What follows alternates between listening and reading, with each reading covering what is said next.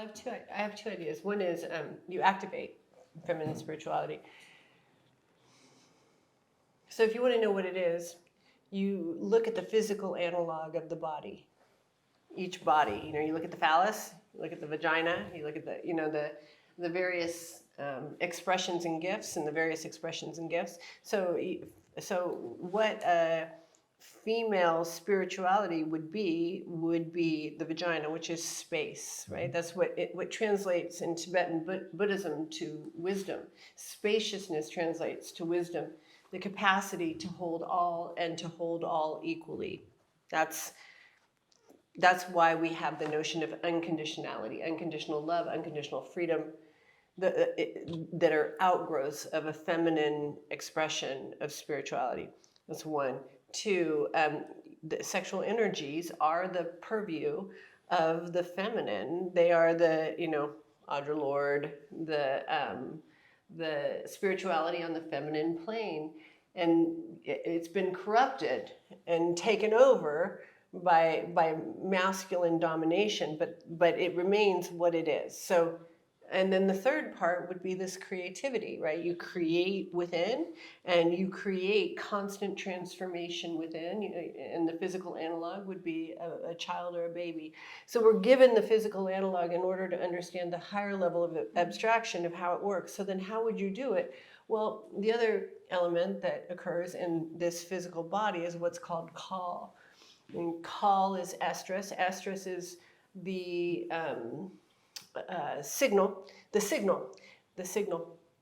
of that, say, a female gorilla would send out, that would have a male gorilla travel 200 miles in order to get to her, in order to connect and procreate, and ours is in order to create. So how would you do it? Well, it would be done very differently. And how it would be done is very much how I was doing it, which was brilliant. But how it would be done is simply to activate women. It's a different method. It's not a bludgeoning. It's not a teaching.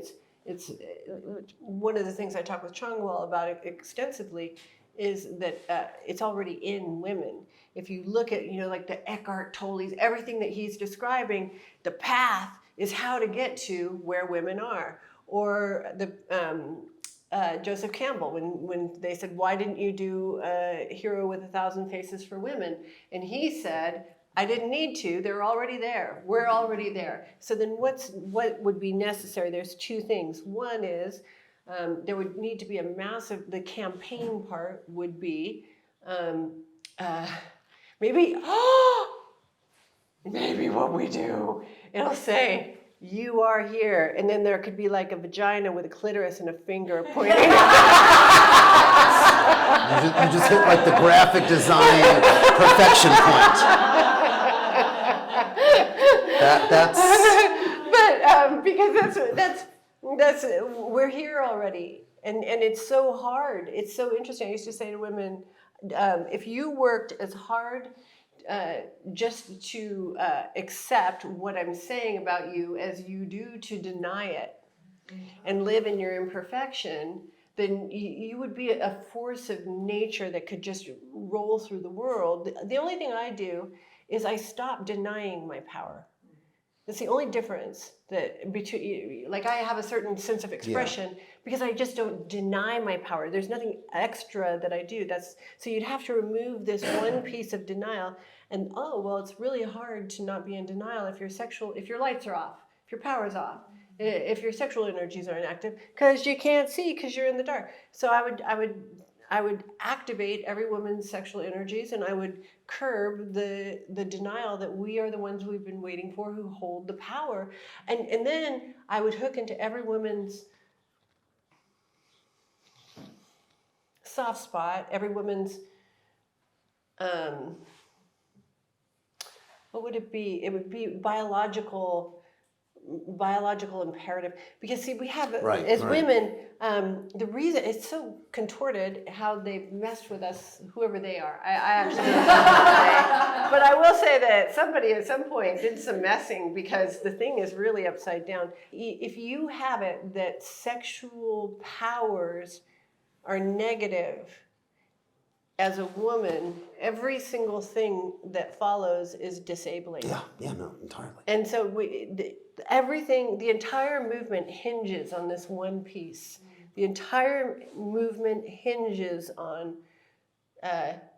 the women understanding. Because see, women will turn everything off. We will turn everything off. We will sacrifice. We will starve ourselves. We will deprive ourselves, whatever it is. We will contract ourselves to death in order to try to not have emotions. We will do it all.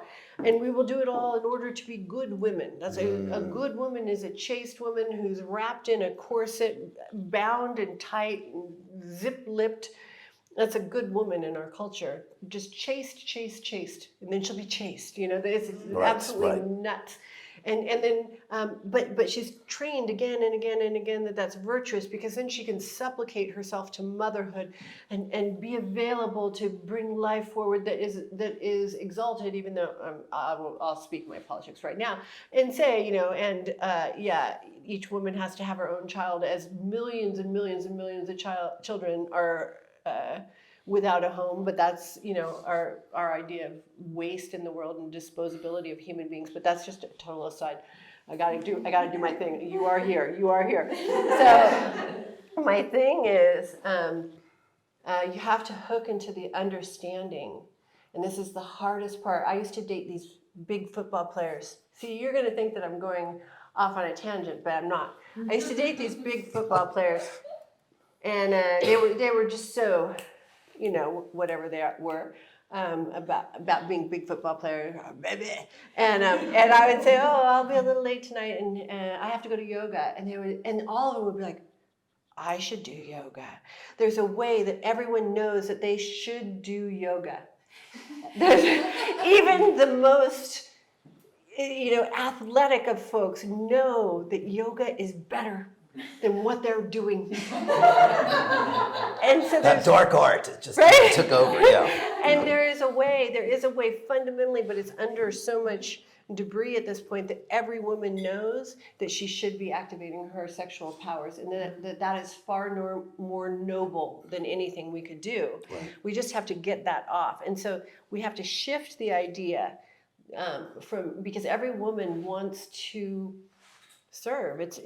We're made of the maternal, We're made of the eternal. We're made of the maternal, and I don't like that word. It has such a shitty connotation. It was so taken over by beneficence, But it's not that. We were just made of material that is here to tend to, but it could tend to with wrath, with ferocity, with caring, with power, with sexuality.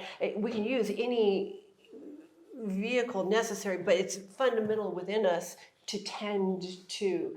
And so if we can change the message that you as a woman will have the vision and the capacity to tend to this planet, if you have the activation of your sexual powers, then we'll see the revolution.